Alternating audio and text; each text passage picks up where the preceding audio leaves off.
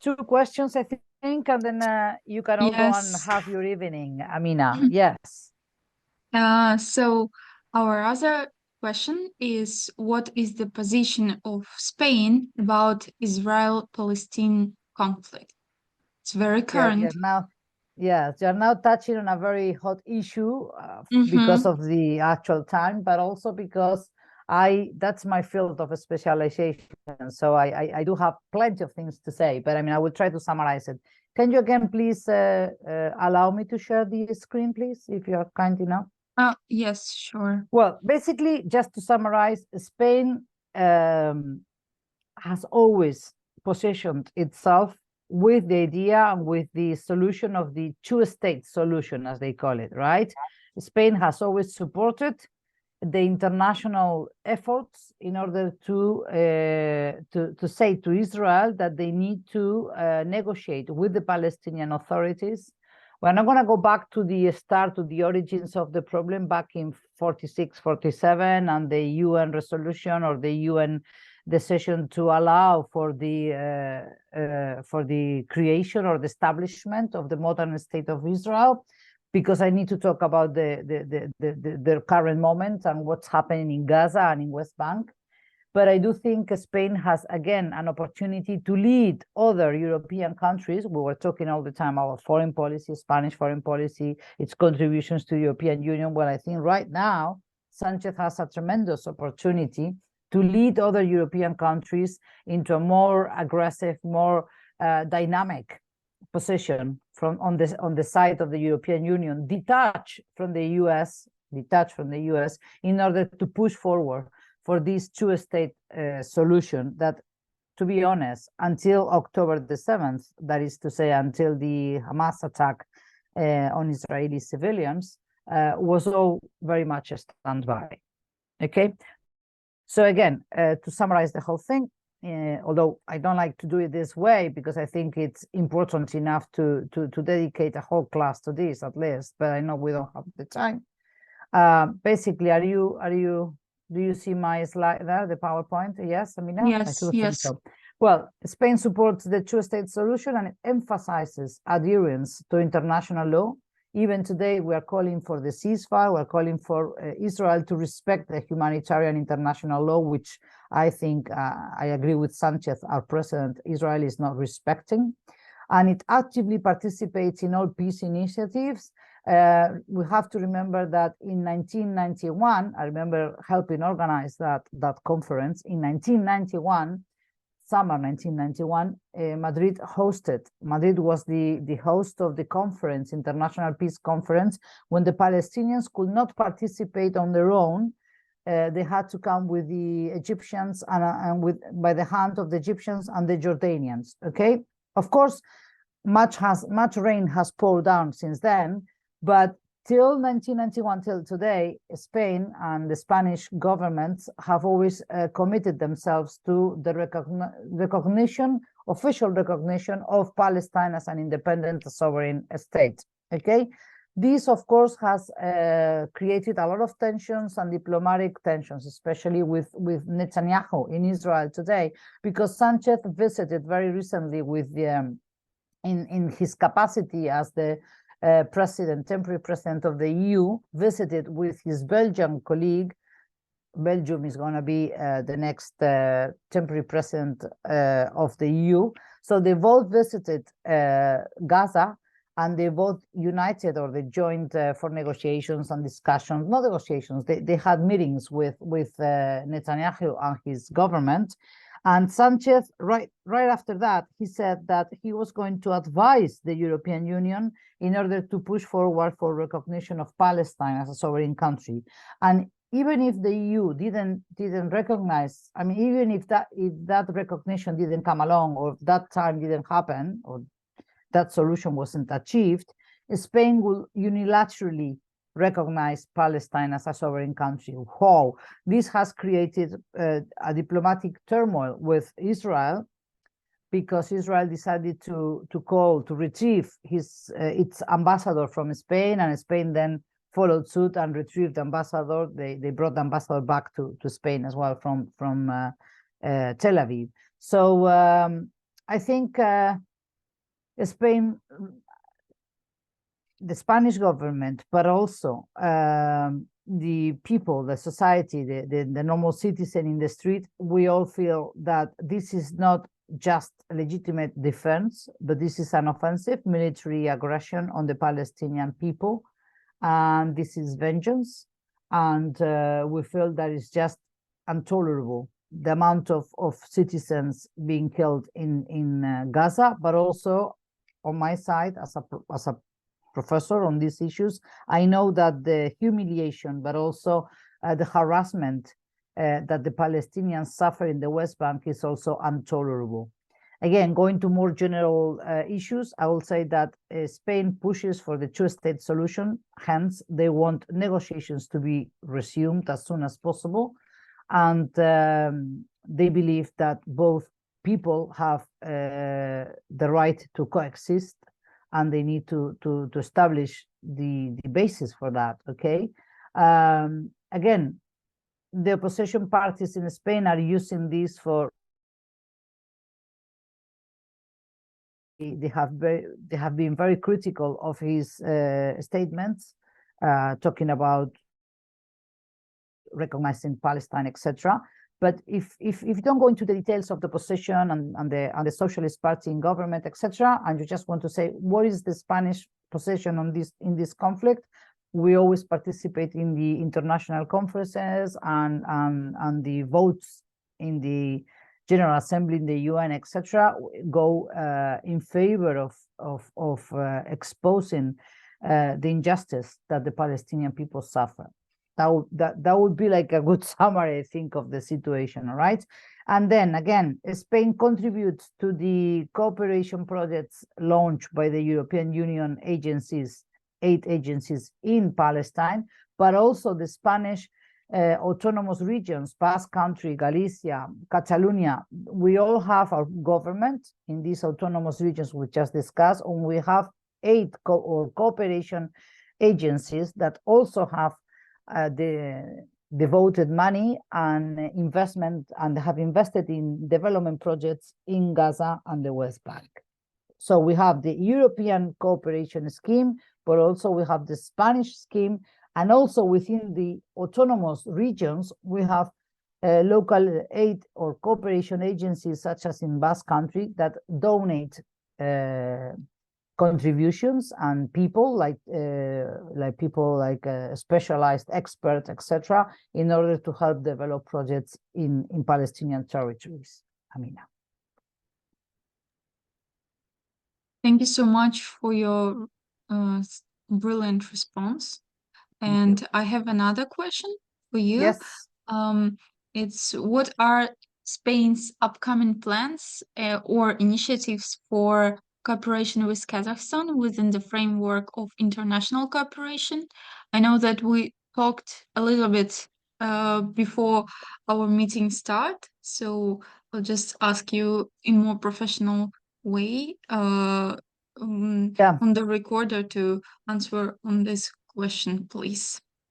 Well, I very quickly use these that minutes that we had between one session and the other to brush up a few figures, because as far as I understand, Spain has specific plans. Yes, I mean, we have a permanent embassy in Astana, in Nur Sultan, but we also have a permanent embassy in Madrid since 1999. Okay.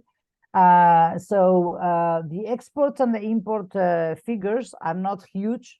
I mean, that means the trade agreements are very modest. I think there is room for expanding and room for improving on those figures. But in general lines, we can say that exports from Kazakhstan to Spain have reached 1,500 million euros, roughly. In 2019, as you see there, I think maybe now it will be a little bit higher, but not much more than that. 95% of those 1,500 millions are from the oil sector. Imports have, I mean, we import substantially less from Kazakhstan, from your country. Sorry, exports from Kazakhstan, imports in Kazakhstan, sorry. 114 million, right? Euros textiles accounted for 20% of those 100 millions, then electric materials, and then we have other mechanic appliances. But as far as I read this week, there have been several visits, bilateral visits from politicians, and especially from trade missions to your country, and they have detected or they have realized that there are business opportunities in agricultural products, pharmaceutical industry, transport, and especially renewable energy. So I think we're still needing a boost in energy in those bilateral relationships and agreements. And we need, as more impulse, as Ramiro was saying, momentum. We need to give momentum to the relationship. And that is why I was saying that starting to talk about Kazakhstan independently from other Central Asian countries would be a great idea in order to explore business opportunities, but also cultural and scientific cooperation schemes or projects between universities. That would be, I think, ideal, right? So far so good, but it's a very thin and very slim relationship, I would say, between your country and my country. And I think we still have a lot of fields to explore. But in order to do that, we need to know each other better. What we're doing today is step number one. We need to continue like developing this relationship, cultural relationship and educational one, so that once the name Kazakhstan rings the bell, and once they start realizing about the opportunities they have by exploring such a huge country as yours, I think the entrepreneurs, the trade missions will start to follow suit, right? But first you have to ignite, you have to try to give impulse to these business men and business sectors in order to realize what Kazakhstan has to offer, okay? That's always the case. Okay. But I don't think there are any tensions, no diplomatic problems between both nations. For sure, that is not happening. Okay. So that's the end of our session. Okay. Dear Professor Susana Mangana, your expertise and knowledge about Spain have been invaluable to us. Thank you for carrying many aspects, clarifying them for us. We deeply appreciate your contribution to our education. We also hope that in future we'll have another opportunity to discuss more topics with you. Thank you very much for your time and knowledge. And I would also like to thank Professor Ramiro Rodriguez for his special expertise, especially regarding Spanish relations with Latin America and some other questions. So we're concluding our session. Thank you, everyone. I mean, just before we go, of course, I want to thank you for the interest and for the questions. Also, my good colleague Ramiro for inviting me to participate, and your professor for, well, she's not with us now, October, but I mean, it was very nice. Oh, you're there. Akbota, sorry, Akbota, you're there. But also remember, there is something that we didn't have the opportunity to talk about, but I do want to mention it. Spain has invested a lot in what we called soft power, or the soft power diplomacy. And also that includes very generous cultural activities and initiatives. For example, Fundación Carolina, these are specific foundations that give money, for example, to people applying for a scholarship in order to come and study for a master programs or a PhD program in Spain. We have the Cervantes Institute. I'm sure Akbota knows about this. The Cervantes Institute is a very famous institution teaching and explaining and disseminating the Spanish language and Spanish heritage in literature, but also in other artistic spheres around the world. So if you really care enough about Spain, but also Latin America, I think it's a very good place to touch bases with, because the music, gastronomy, or culinary, the culinary possibilities that a country as various as Spain offers is very, very, I mean, it's a very rich country when it comes to culinary options. So I think this idea of getting to learn more about the music, perhaps paintings, readings, like literature, modern literature. You don't need to go to Cervantes' time and very medieval writings, okay? But even modern literature from today's authors, you'll find it very, very interesting. And I think that is part of our soft power outreach in the world, okay, as Spaniards. So Agbota, you need to suggest a few titles or a few, I don't know, the names of different painters, Picasso and others, Dalí, but others as well that are very famous, as well as musicians. And I think that will be very interesting for your students. When you're talking about Picasso, I happen to be in a very difficult phase of my life, some 10 years back, and I found myself in Malaga.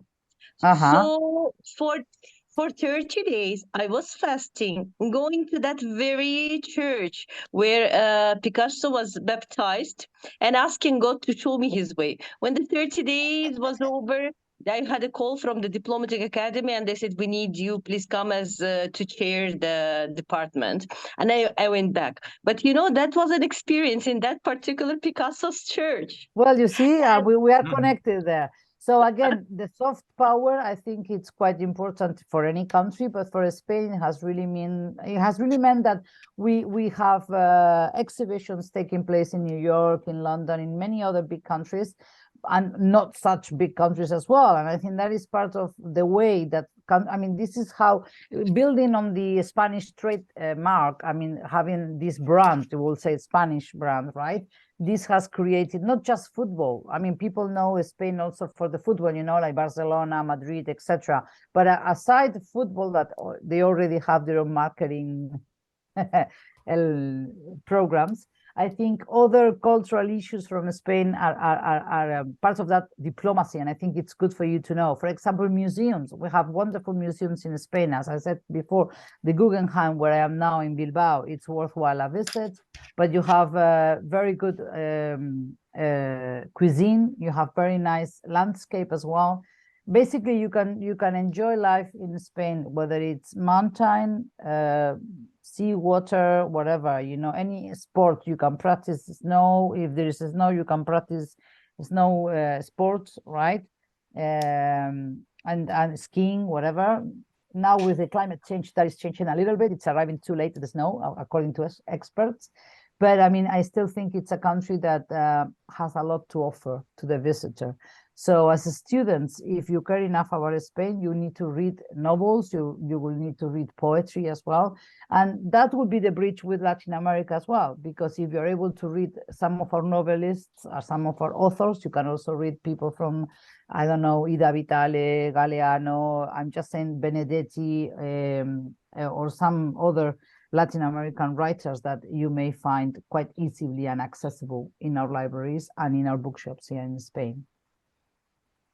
Right. Well, some 5 years back, I will tell you that we lost most of our francophones, due to the loss of interest. And then all the students of the Faculty of International Relations and the Faculty of Philology, they started to study Spanish. There was a boom of francophone, just as an example, maybe 30, 20 francophone on all the departments, facing more than 1,000 of those who were studying Spanish. Interesting. Yeah, well, this is something that I've heard in other countries as well. For example, in Azerbaijan, but also in other countries like, say, South Korea as well. They have a renowned interest in the Spanish language. I think it has to do with music, perhaps, with the globalization and the new technologies. People being able to see, Shakira, or if you think of Rosalia and all these international music stars, rock stars. I think that has an impact on young people as well. And the projection, for the future projection, I think if you're able to speak Spanish like yourself, you can communicate with the Spaniards, but also with all the Latin American countries. And that creates tremendous opportunities. Right. Okay. Okay, I would like to thank you as well. Well, my dear friend Agbota, well, Susana, of course, and Amina and all the guys there. And well, I hope we'll see you. I will just write very soon. I will write my email account here. Of course, you can also get it from Ramiro, but for the students, if they want to pose any other further questions. And Agbota, if you send me yours or your WhatsApp, I mean, I can share you the contact Ramiro afterwards. can share it to me. Okay. Yes. Okay. You can share it to me later. Okay. Shall we take? Ramiro, did you take a picture of us, and then you can send it to me? The problem with the picture is I have the sun behind me, and it's not. Let me just see if I can take one. I will try and take one before we say goodbye. Yeah. Okay. Well, maybe the guys they will edit it and they will make videos. But now I'm thinking that we shouldn't make it one huge video. It will be difficult to watch. But maybe 3. Okay. Yes. It will be a very long video. Yeah. Smile, everybody. Oops. I will do one without the flash. Let's see if we can get a better one, and then I'll send it to you, Ramiro, and you can share it. Okay, there you are. Well, but thanks to Ramiro for organizing this all. Thank you. Thank you all. Thank you. I'm very happy to meet you all. Bye. Goodbye. Bye. Bye. Take care. Bye. Ciao.